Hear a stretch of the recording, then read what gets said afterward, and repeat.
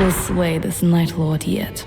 Hey everybody, and welcome back to another SAC Reviews, where today we are looking at Elden Ring Nightreign for the PC, PlayStation 5 and Xbox, with all footage here captured on PS5. From developers at FromSoftware, Nightreign is a new standalone multiplayer game that is neither a DLC nor a sequel to the original Elden Ring, and is the first time Miyazaki has trusted someone other than himself in the director's chair since Dark Souls 2. And overall it is a unique experience. It's kind of a roguelike, kind of a speedrun simulator, kind of a PvE battle royale. It's a lot of things all meshed into one, and the first time FromSoftware have ever tried making a game like this. And ever since its reveal, it's had a lot of Souls players concerned as to whether this is even the kind of thing that can work in a game like this. As always, a little of my personal background in these type of games. If you've watched this channel before, I've said it already, you already know Souls games are my favourite genre. I've beat all the DLCs of all of FromSoftware's games. I've platinumed Demon Souls, Dark Souls Trilogy, Bloodborne, Sekiro, Elden Ring, where I beat Radahn pre-nerf and was in the sub 2% for the platinum. I've platinumed other Souls-like games outside of FromSoft, like Lies of P. I've done Soul Level 1 runs on Dark Souls 1, 3 and Elden Ring. These are my type of games. Having said that,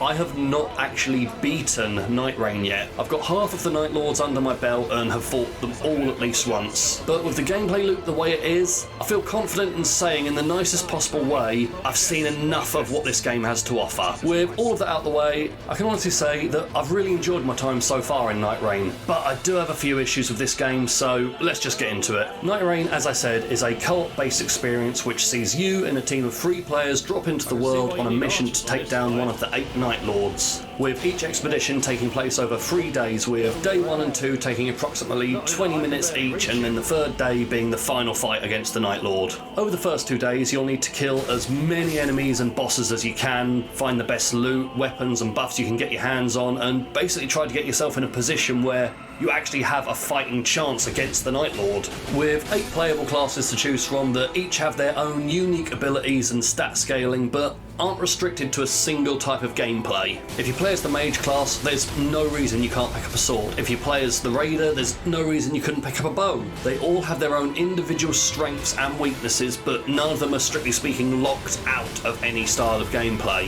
You can play this solo if you don't want a party of 3, but I mean that's it. No duos, no 4+ parties, and that's really about all the game is. Well, there is a story, and each of the 8 characters do have their own backstories you can discover through these things called remembrances. In classic FromSoft fashion, it's told in a vague, backgroundy way, with the real focus as always being on the gameplay, until VartyVidya makes a video explaining what the story actually was for everyone. Speaking of gameplay, this game is fast, man. I mean, if you've played Elden Ring, you've kind of got an idea of what you're in for, but I don't think you're ready for just how breakneck fast-paced this game can be. When I said this was almost like a speedrunning simulator, I meant it. I've never been so determined to just mow through bosses as quick as I can as I have with this game. With a ring of fire forever closing in on you, making the map smaller and smaller, every time you see that notification that's closing in on you and you're in the middle of a boss fight, it can get really intense as to whether or not you're actually going to do it or not. While each character, as I said, can be played how you like, they do have their own unique abilities, from summoning giant rocks for AoE damage and vantage points, big power shots that can disrupt boss attacks, replaying the last few seconds of damage that was just dealt. There's a lot of room for synergy here, with my 2 personal favourite classes being the Raider, specialising in big bonk sticks, and the Revenant, who is all about necromancy and summoning. The loop is surprisingly fun, especially when you're playing with friends. I did try a couple of matches solo, but I'm going to be honest, it was a miserable experience where you really have to question whether or not FromSoft actually play tested it. I mean, they've already announced that there's going to be a patch next week that's going to have a big focus on making solo play easier, so do with that what you will. But the biggest problem with the loop is the randomization. This game is hard, but for the wrong reasons. Every single run almost feels based solely on luck in a way. Are you going to be able to get a good enough weapon drop? You can see what element each Night Lord is weak to when you start a run, and you can see what enemy camps drop what elemental weapons. But if you spawn in and that weapon type isn't there, well, just tough luck. Are you going to get something great and tailored around your character as a reward for being a boss, or is it going to be something completely useless for your build? I had multiple rounds of Yokai where we were telling each other what rewards we got, and almost on a regular basis I seemed to be getting things that were useless for me and perfect for him, and with him vice versa. Which was all well and good for the weapon drops, as we could just trade them, but for the actual player buffs, we kind of just had to roll with it. Even with what bosses show up, the randomization, it almost feels scripted. This has been advertised as an almost greatest hits of FromSoftware, with bosses returning from not just Elden Ring, but the Dark Souls trilogy. A really great idea, especially for people that have grown so attached to these games over the years like me. But it's not as randomized as you think. Certain bosses always spawn in the same spot no matter what, and certain bosses only spawn in on particular Night Lord expeditions. And the ones that do spawn in, there are some that are way too common, that with just not enough variety overall, despite the fact that we know the variety is there. They're just not spawning in for some reason. I played a game last night, and you know what I fought in a single run? 3 Leonine Misbegottens and 3 groups of Red Mane Knights, all in the same day. Not only was it boring running around the world seeing and fighting the same bosses over and over again on the same run, but those bosses, they don't drop the best XP or the best loot, which meant no matter how good we played, me and my team, we were never going to stand a real chance at beating the Night Lord, and it was just 45 minutes we knew was being wasted, and we couldn't just quit out of the game, which was really disheartening. But speaking of that, quitting out of the game, you can, but you shouldn't. If you quit out of a game mid-match, you are penalised for it and banned from online play for 10 to 15 minutes. That is a terrible mechanic and idea, and with no voice chat option for the random players you team up with in a game where communication is key, even if you only have the one friend to play with, always play with them if you can, so you can at least have 2/3 of your team on the same page communicating and just hope that the third one follows along. While visually there's not that much of an upgrade between the original Elden Ring or Shadow of the Erdtree and this one, as the vast majority of the game is copy and pasted assets, the real area where it shines is the older bosses. Seeing enemies like the Gaping Dragon, Centipede Demon, even the Smelter Demon, all these bosses from games gone by remade, and with more modern graphics, seeing them look cleaner, crisper, it just made me happy. I don't know what else to tell you. Right, what we got? Oh my god, Dark Souls 1! Dark Souls 1! Fire! Oh, my little Dark Souls 1 heart! I know that's an entirely biased, nostalgic take, but I gotta say it. Performance-wise, for an online-based game on opening weekend, this has been a surprisingly good experience. Not perfect, but much better than I was expecting. While the majority of the time I was getting into rounds with 2 randoms or teaming up with yokai and getting a random in reasonably quickly, there were occasions where we were met with endless matchmaking screens, but found if we just cancelled and then resent it, that tended to fix the problem. It's also been really great for communities getting together and helping each other, outside of the blind randoms with the password matchmaking system. Shout out to all the Zero Lenny followers out there on the Bingus password who helped me and yokai out this weekend. I also experienced 0 crashes and bugs while playing this, which again was quite surprising for me. FromSoftware have always been infamous for not having the best servers nor the best luck with online and multiplayer play, which was one of the many reasons people were so skeptical about this game as a concept, but it looks like whatever it is they've changed, they've learned their lesson from it. As for the sound of this game, well, I'm going to have to get nostalgic again here. The visuals aren't all that's been brought back from the older bosses. Their soundtracks have returned with them, and once again, just hearing things like the Gaping Dragon's theme during the fight, it warmed my heart, man. What do you want me to tell you? I'm a sucker for the classics. But let's not focus on that. Let's get away from the old and get into the new. The newer tracks from Nightreign are really good, especially the boss themes. Longtime FromSoftware composer Shoei Miyazawa has always had a knack for almost telling a story with his scores, conveying the emotion he wants you to feel during a fight. The man knows how to create a vibe. Let's look at the 4th Night Lord, for example, Maris Fathom of the Night. Now, this boss's entire mechanic is based around sleep, constantly putting you and the party into a slumber if you don't stop him in time. And here's his theme.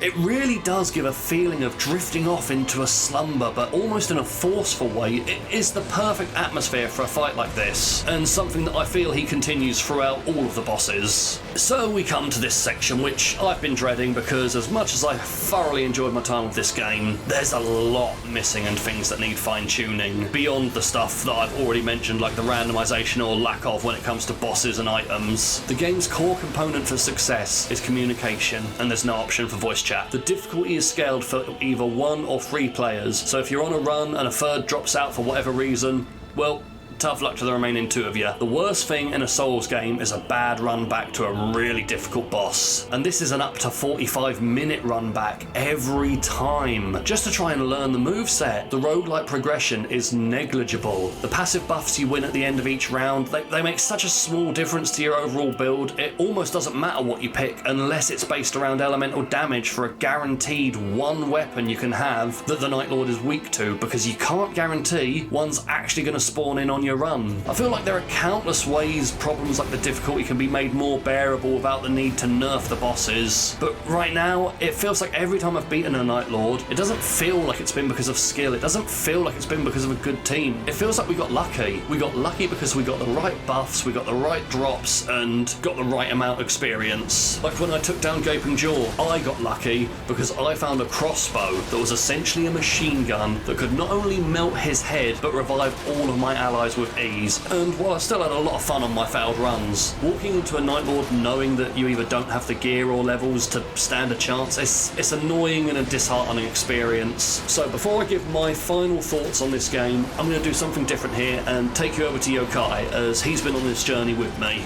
I want you to tell me 3 things you like about the game and 3 things you don't like that you think they can improve on.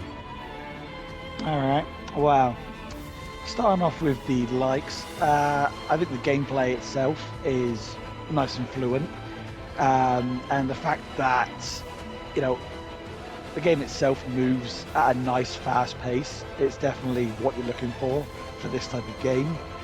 And I'd say my other thing is the combat style, that you have a nice array of different people to choose from, and you can mix and match, and if you're with the friends like you and I have done, we can be whoever we want. We currently run an Iron Eye and Revenant set, so I think it works as long as we get someone decent with us.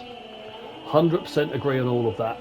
Love the fast pace of the gameplay. I love that it's almost a speed running simulator in a way. Combat, FromSoft combat, always top notch. Gameplay all around, thoroughly enjoyable. Completely agree with everything you've said. But now let's get into the hard stuff. What do we not like about this on release? Okay, so the main thing that has to be the boss fight difficulty. The fact that it takes so much and so long to do is one of the main issues. But adding on to that, for my second issue, is, well, it's got to be the fact that if you die at the end boss, you have to do it all again. You don't get like a chance to like buy something at the very end to, you know, do a restart, so you don't have to do it over and over and over again. I mean, currently we're doing Gaping Jaw, and it's taken us, what, 20 odd attempts, and we haven't even done it yet.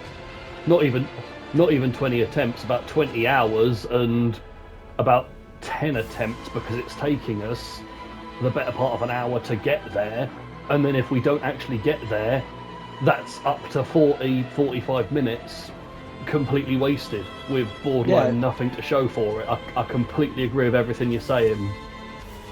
Yeah, so I mean, if they do a patch where they can sort of, you know, make it a little bit easier and something like that, that would be helpful. But to finish off, for my negatives of the game, again, it goes back to the boss. I think no matter how much you try to learn the attack pattern, it just proves to be, you know, incredibly difficult. I mean, when you've gone down a third time, trying to revive someone takes so much effort and so much stamina.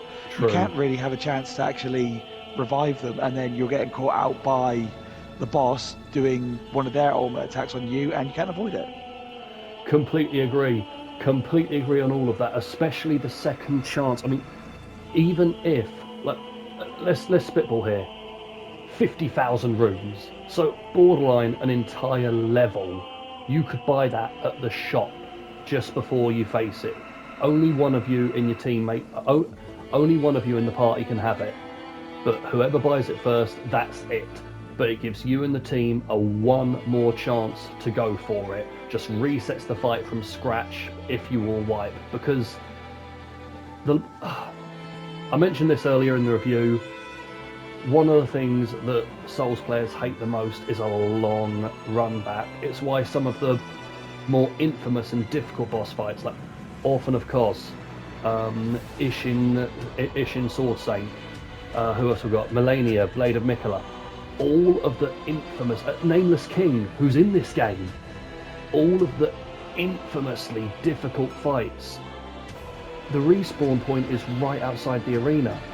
So when you're playing a normal Souls game, you can either hit your head against a brick wall instantly. The second you lose, just cool, let's go back in, let's try again. Or you can disappear, get stronger, and come back and do it later. You don't have either option here. It is entirely based on potentially 45 minutes of, oh, well, we have to do all of that again now, versus the drops you're getting. It's all completely random. I completely agree with everything you're saying, and like you say, we're doing Gape and Jaw at the moment. I did Gape and Jaw earlier, and the only reason I managed to do it was because of a lucky crossbow. I got a crossbow that was essentially a machine gun, and it melted him, and almost 30 hours of gameplay, only seen it once.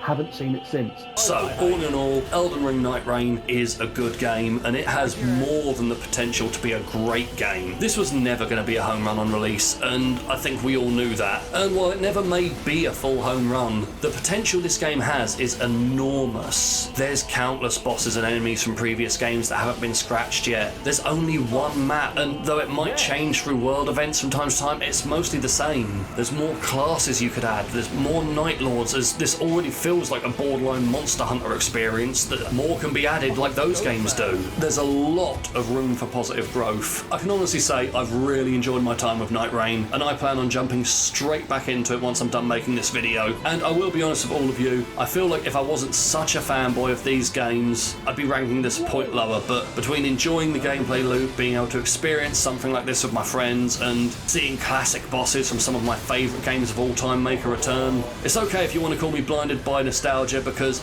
I probably am, but at the end of the day, this is my review from my experience, so take that with a pinch of salt, minus a point if you really want to if you're not a fanboy as well, because I am giving Elden Ring Nightreign a 4 out of 5. That's pretty good. So, have you played Elden Ring Nightreign yet? What's your favourite class to play as? Who's your favourite Night Lord? Let us know down in the comments below. Don't forget to like, subscribe, and as always, thanks for watching. I got him! Yes! Yes!